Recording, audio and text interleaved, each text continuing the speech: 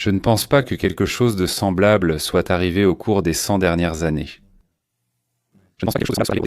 Mais je dois dire que durant la dernière décennie, il s'est passé beaucoup de choses qu'on n'aurait même pas pu imaginer. Prenez un communiste, maire de New York, des hommes dans des équipes féminines de basket-ball. Un amiral qui se transforme d'homme en une créature asexuée. Un président, comme le fantôme du père de Hamlet, qui erre dans sa garde-robe et ne peut pas aller dans sa chambre. Dans sa propre garde-robe, il ne peut pas en sortir, il ne trouve pas la sortie, il se cogne la tête et les épaules contre les murs. Mais donc, il n'y avait pas encore d'appel à la restauration armée de la meute. Il n'y en avait pas, il n'y en avait pas, il n'y en avait pas, et puis il y en a eu. Dommage que je ne puisse pas dire que je suis surpris ou choqué, mais ce n'est pas le cas. Mais je suis furieux, et je pense que vous le serez aussi. Les démocrates, si désespérés de perdre leur siège, sont prêts à mettre en danger la sécurité des Américains, des gens comme vous et moi. Attendez que je partage avec vous cette vidéo où l'on appelle ouvertement et publiquement les militaires à défier les ordres, à défier le président, le commandant en chef, le président Trump, qui représente le peuple, en appelant ouvertement les militaires à ne pas obéir et donc à ne pas respecter la volonté du peuple américain. Les législateurs démocrates appellent désormais ouvertement à la rébellion. Ernst Poil a cité ou repartagé la sénatrice Elissa Slotkin, une démocrate. Nous voulons nous adresser directement aux membres de l'armée et de la communauté du renseignement. Le peuple américain exige que vous défendiez nos lois et notre Constitution. Vous ne croirez pas ce qu'ils disent. Regardez cette vidéo. Je suis la sénatrice Elina Slotkin et je suis le sénateur Mark Kelly. Je suis le membre du Congrès Chris Delouza. Je suis la membre du Congrès Maggie Goodlander. Je suis la membre du Congrès Chrissy Hoolican. Je suis le membre du Congrès Jason Crew. J'ai été capitaine dans la marine américaine, j'ai travaillé auparavant à la CIA, j'ai servi dans la marine, je suis parachutiste et rangée, je suis éclaireuse, j'ai servi dans l'aviation.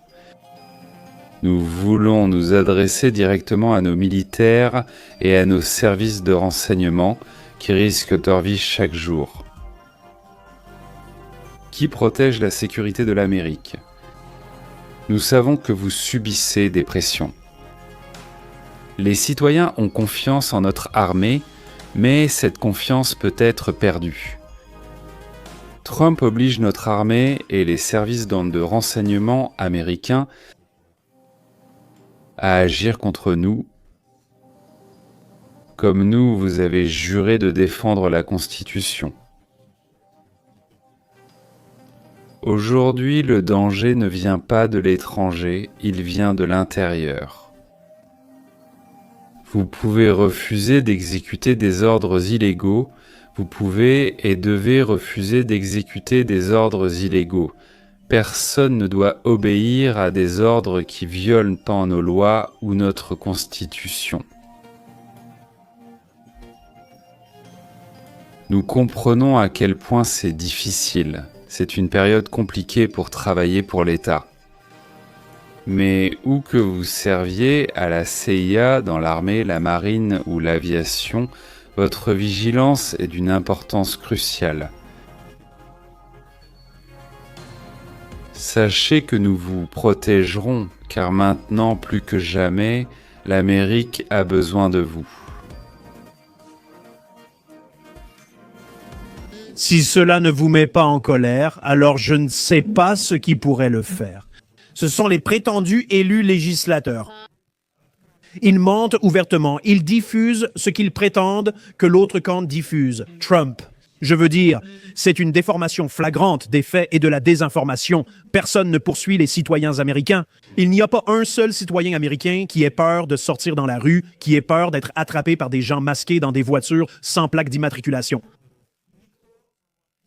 Je sors mon chien chaque jour. Daesh est dans la ville et je ne m'inquiète de rien. Mes enfants ne s'inquiètent de rien. Ma femme ne s'inquiète de rien.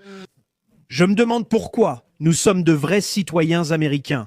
C'est tellement dégoûtant, c'est tellement scandaleux, c'est complètement faux, c'est une incitation à l'insurrection, c'est une trahison de la plus haute importance.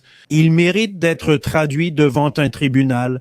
Et ces pauvres agents des forces de l'ordre, qui ne font qu'obéir aux ordres du peuple américain représenté par leur commandant en chef, ne font que leur travail. Vous les mettez en plus grand danger en exerçant une pression et une contrainte excessive sur nos agents des forces de l'ordre travailleurs et respectueux des lois. Honte à vous, les démocrates. L'Amérique, je l'ai dit plus d'une fois et je le répète, pour eux, il est plus important de ne pas perdre leur poste que d'assurer ta sécurité et la mienne. Réfléchissez-y, l'Amérique. Un jour, avec... Je suis tout à fait d'accord avec lui. Il avec des larmes, sur les yeux, protège. leur portefeuille, leur rouge à clous. Une horreur flagrante et répugnante montrée dans cette vidéo où tous ces démocrates comme Mark Kelly, Slotkin, ainsi qu'une foule de personnes inconnues appelaient littéralement les militaires des États-Unis d'Amérique à désobéir ouvertement et à ne pas exécuter les ordres de leur commandant en chef. Si ce n'est ni une rébellion, ni de la haute trahison, ni une incitation à l'insurrection selon la loi, alors je ne sais pas ce que c'est. Eh bien, dans la vidéo d'aujourd'hui, je vais partager comment ces démocrates ont doublé la mise et je vais montrer une interview de Martha MacCallum. Son travail était remarquable. Parce que pour moi, c'est simplement un exemple flagrant à quel point cette clique, cette secte appelée les démocrates est pourrie, vide, nébuleuse et totalement dépourvue de toute conviction. Écoutez ce gratte-papier nasillard, ce fonctionnaire infernal, cette épave sans colonne vertébrale et inutile de la société, le représentant Jason Grow, un démocrate, qui essaie d'interrompre Martha MacCallum. Et il insiste en fait sur le fait qu'il incite et plaide pour l'insurrection, pour la trahison. Refuser d'obéir à des ordres illégaux. Tel est le message de plusieurs démocrates influents. Tous ont un passé militaire ou dans le renseignement et ils veulent que les militaires connaissent leurs droits, disent-ils, lorsqu'il s'agit d'ordres qu'ils considèrent comme illégaux. Vous voyez certaines critiques de cette vidéo lorsque certains la regardent et disent « Vous savez, si vous servez dans l'armée américaine, vous signez un contrat, vous accomplissez la mission qui vous est confiée. » Eh bien, tu sais, une autre option serait de ne pas rejoindre l'armée ou de partir si tu sens que tu ne peux pas exécuter un ordre. Mais un ordre fait partie intégrante de ce à quoi tu t'engages, et tu le sais bien mieux que moi. Et je te remercie pour ton service, monsieur le député. Merci d'être venu. Pourquoi avez-vous participé à cette vidéo? Martha, nous soutenons nos militaires qui sont souvent placés dans des situations très difficiles. Et Donald Trump les a placés dans des situations très difficiles et a laissé entendre qu'il les mettrait dans des situations encore plus difficiles dans les mois et les années à venir.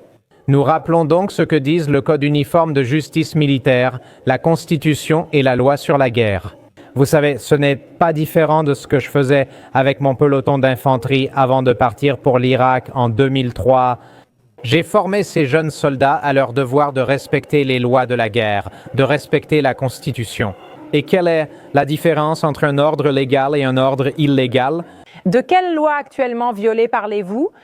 Et ensuite, vous avez dit qu'il laisse entendre qu'il pourrait faire quelque chose qu'il ne voudrait pas soutenir. Ou accomplir à l'avenir. De quoi parlez-vous exactement? Oui. J'apprécie votre question. Eh bien, tout d'abord, la manifestation à Lafayette Square pendant la première administration de Donald Trump où il a dit « Ne peut-on pas simplement leur tirer dessus? Ne peut-on pas simplement leur tirer dans les jambes? » ou quelque chose comme ça. C'est une citation directe. À l'époque, le chef de l'état-major interarmé s'y est opposé. Ce n'était pas un ordre, mais un commentaire. Mais quand le président des États-Unis dit cela à vos généraux, n'est-ce pas une demande plutôt qu'une question? Je demande. Première question, puis la deuxième, c'est qu'est-ce que tu... 10. La deuxième question? Oui, la deuxième. Il a aussi menacé d'envoyer des troupes à Chicago et dans d'autres villes pour commencer une guerre contre ces villes. C'est vrai, c'est très, très inquiétant. Troisième point, il a aussi laissé entendre qu'il enverrait des troupes. Non, il n'est pas comme ça. Il ne va pas faire la guerre. C'est une propagande pure, un mensonge éhonté, répugnant ici même. Les bureaux de vote, en fait, cela enfreint la loi américaine. Le Code pénal des États-Unis interdit la présence de troupes dans les bureaux de vote. Il l'a laissé entendre. Ce n'est qu'un des nombreux exemples que Donald Trump... Vous parlez d'insinuation, vous ne parlez pas de politique réelle. Vous ne parlez pas de ce que l'on demande réellement à nos militaires, ces membres que nous honorons et respectons, de faire. Alors, quand verrez-vous cette vidéo? Ah, exactement. Partout, quand vous voyez cette vidéo sur les réseaux sociaux, je pense que beaucoup de gens se grattent la tête et se demandent de quoi ils parlent exactement. Il s'agit d'empêcher les vedettes armées de transporter de la drogue aux États-Unis. C'est de cela que vous parlez? Martha, j'ai une idée. Et si on prévenait les problèmes avant qu'ils n'apparaissent? C'est ça. C'est leur objectif. Quoi? Vous? Non. Vous dites qu'on doit attendre qu'un problème survienne pour y réagir? C'est exact. En tant que militaire, je considère qu'il est important de former les gens, de leur donner des informations. Nous préparons les gens aux défis à venir. C'est ce que je faisais en tant que commandant dans l'armée. C'est ce que je fais maintenant. Nous soutenons nos soldats. Nous leur rappelons. Que font nos militaires? À quoi vous opposez-vous? C'est très vague. Dans la vidéo, c'était si flou que personne ne comprenait de quoi vous parliez. Martha, Donald Trump a fait une série de déclarations et de propositions très inquiétantes qui violent la loi américaine et mettent nos militaires dans une situation terrible. Encore une fois, tu ne parles pas de la commande. Je ne veux pas attendre que cela arrive pour rappeler à nos soldats leurs devoirs, car après il sera trop tard. Nous soutenons nos formidables soldats en uniforme pour rappeler que le code est unique. Qui s'engage chaque jour, comme vous, pour exécuter les ordres du commandant en chef? Chez nous, nous ne participons pas à de nouvelles guerres. Nous n'avons pas de troupes au sol en Ukraine, à l'exception de celles que nous formons. Des missions pilotes. Pas sur aucune ligne de front. En ce moment, un porte-avions a été envoyé dans les Caraïbes. Je pensais qu'il s'agissait d'opérations concrètes qui se déroulent réellement, dont vous parlez peut-être. Mais nous avons établi une présence massive dans la région des Caraïbes pour stopper les décès dus au fentanyl, qui ont dépassé 48 000 rien que l'année dernière. Et la présidente ne veut pas que ces drogues entrent aux États-Unis. Vous ne mentionnez aucune action concrète de la commandante en chef ou du ministère de la Défense. Comment? Vous l'avez vu, un membre très sympathique de l'équipe. Le Congrès n'a pas pu citer un seul exemple d'ordre, d'instruction ou d'action de Donald Trump ou de ses généraux qui auraient contredit la Constitution. À Chicago et dans d'autres villes, des membres de la garde nationale sont intervenus, conformément à la Constitution, pour aider les autorités locales à faire face aux émeutes. Si cela n'avait pas été le cas et s'il avait insisté, les tribunaux auraient indiqué non. Il persuadait les militaires de ne pas obéir aux ordres de leur commandant parce que, selon eux, Donald Trump pourrait leur ordonner de faire quelque chose d'illégal. En plus, ils montraient à leurs électeurs dans leur circonscription qu'ils étaient courageux et n'avaient rampeur de rien. Voici Stephen Miller, chez qui tout est clair, simple et précis. C'est une rébellion. C'est évident, sans aucun doute. Et lorsqu'un législateur dans cette vidéo ne parvient pas à nommer, comme vous le dites, même après un long contre-interrogatoire, ni un seul soi-disant ordre illégal, cela prouve simplement son point de vue.